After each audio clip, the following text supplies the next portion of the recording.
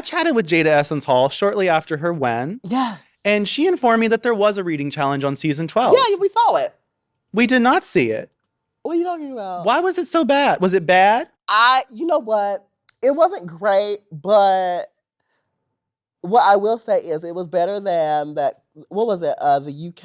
Canada versus the World's reading challenge. Have you seen? Do you remember that one? That one was horrible. Yeah, that was bad. But we did ours, and the producers came in right after we finished. They're like, "Yeah, we can't use any of that." And we were like, "Ah!" Well, the thing is, we weren't originally supposed to have a reading challenge, because they had us do the box thing. Where they had written all the jokes down for us, and we were supposed to just read them off and be like, read each other. So that was supposed to be our reading challenge. And then we were like, do we get a regular reading challenge? They were like, no, for the longest. But then when we got down to it, they were like, okay. I guess they just wanted to fill space or something. I don't know. They had made it clear that we weren't going to read, but then kind of like, okay, let's do it then. And it was pretty bad. Like Sherry, she went down the line and complimented everyone. Like she didn't read no one. She just would just give everyone a compliment. I'm like, this bitch playing by her own rules, which she do. And who else? I mean, it was. I think by that point, all the people that most of the girls were going to read like well had already went home, because I think it was like top 6 of us, so it was only like a couple of us left. So we didn't really have like the best reason. We all got along too. Like almost like on season 12, we call it the best friend race because this is what it was, and we didn't really have like sharp reads for each other. Yeah. Yeah. Well, but it's fine. It's fine. I'm sad that I missed I had one good read, and it was for Sherry. What was it? It was, I know you're struggling with thinking about your going home. Just keep your chin up. Both of them. I'm so hateful. Oh my goodness. Well, speaking of Sherry. Oh yeah, let's talk about her. I would like to know, do you believe that your edit would have been different if they did an edit around her? I think I think it would have been less me. I think what I fully think is that Sherry was going to win our season. I think if she wasn't going to win, it was going to be Gigi. I think Jada wholeheartedly deserves it. I think Jada has been a phenomenal representative and is sickening and I love that bitch. That's my homegirl. That's who I wanted to win.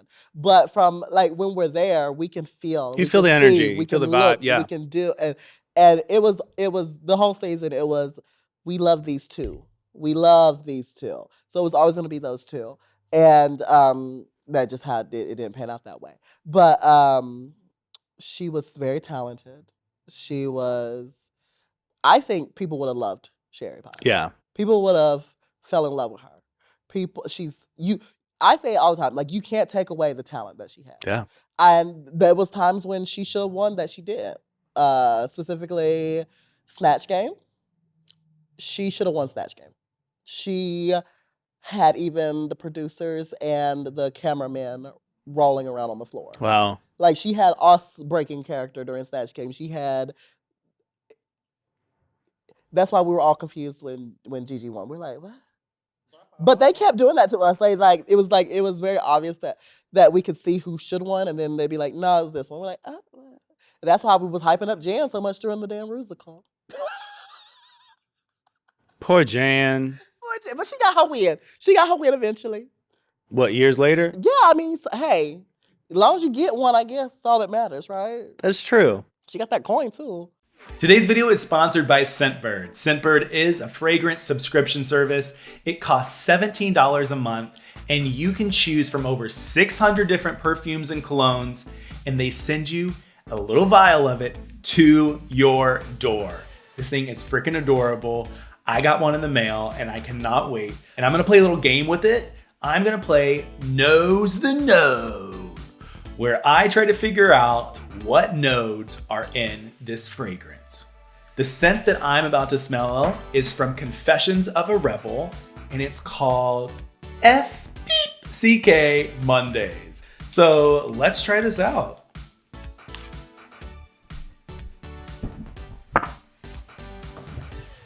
Oh, okay.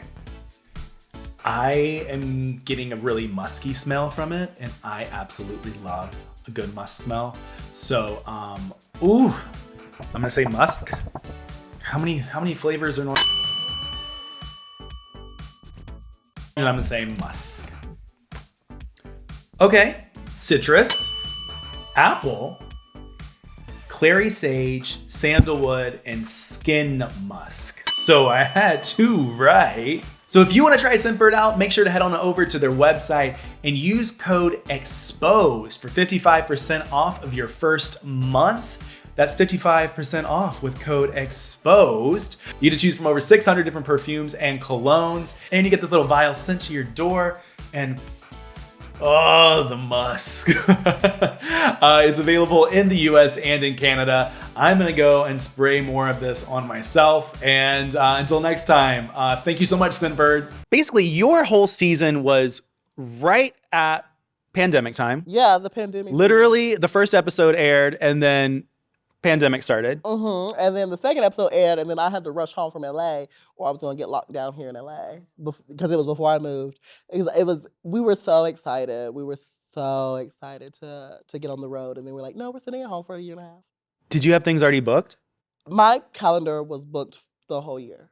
Fuck. And I just had to sit there and watch each gig just get ticked off one after the other. I was like, it was hard. It was hard. It's strange because it came at a time when we were the focal point of everything and people were looking at us and we were being that light in a very dark time.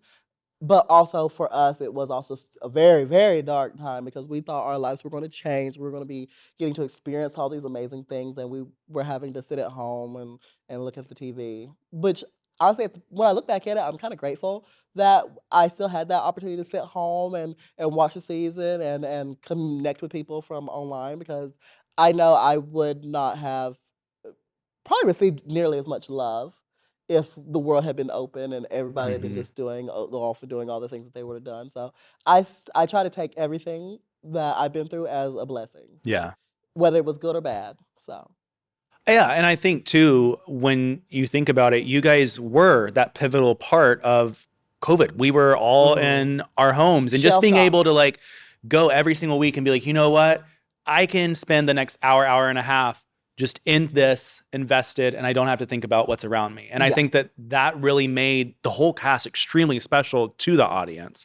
So like you said, I don't necessarily feel like there was too much hatred compared to other seasons. There was some, but yeah, there was definitely, well, to be fair, they did have to cut some of it out because Sherry was, even though she was like loved by them, she was also one of the shit stirrers on the season. Like she'd be one of the ones that would come in and poke the girls and then get into the fight with the girls and stuff. Like her, Britta, and Aiden would get into it all the time, but they cut all of her out, so it was just Britta and Aiden going back and forth. And then like in the Untucked, where Gigi, me were getting into it, and Jackie and all the other girls were getting into it, Sherry was getting up in there. Can you say your line? At the end of the day, it doesn't fucking matter. The bitch is safe. Leave her the fuck alone. Fuck you, fuck you, fuck you, fuck you, and fuck you. I'm worried about Heidi. Yes. Yeah. You like that? I love that you have it memorized. I've been asked to say it so many times. I was so nervous of how that moment was going to come off. I bet. I was like, people are going to hate me. People are going to think I'm a crazy bitch, which I am. But it came off as one of the most triumphant moments for me. So I was like, wow, okay, wow. You just never know what you're going to get with these people. And they never knew it was Sherry Pie. No. It did. To that point, have you talked with her afterward? Yes, I have. It's definitely at first when things were happening, I would stay in contact with her via text because I was like, I know, because I had just spent the whole summer with her. And for me personally, she was always kind to me. She was always sweet to me. She even, for the makeover challenge, she lent me the outfit that my makeover girl wore. Oh, Nicole. wow.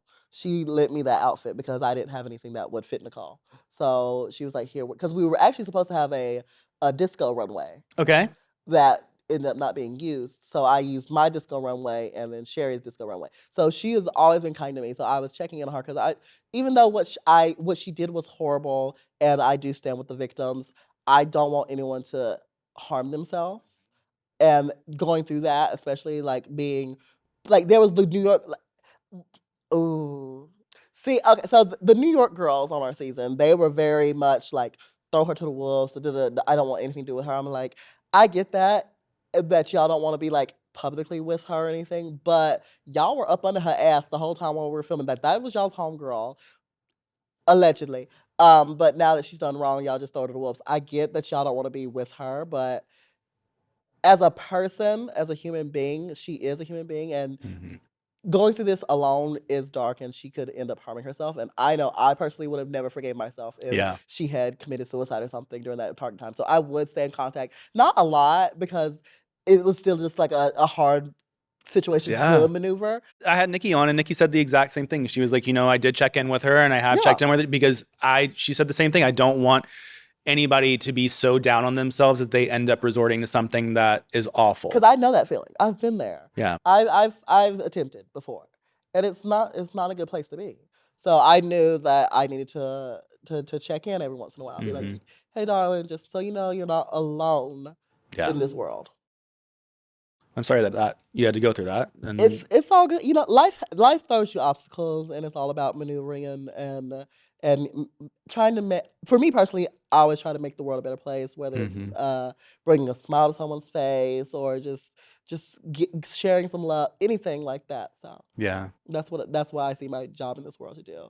Like, people see me as a drag queen, I see myself as a joy provider. Yeah. I like that, a joy provider.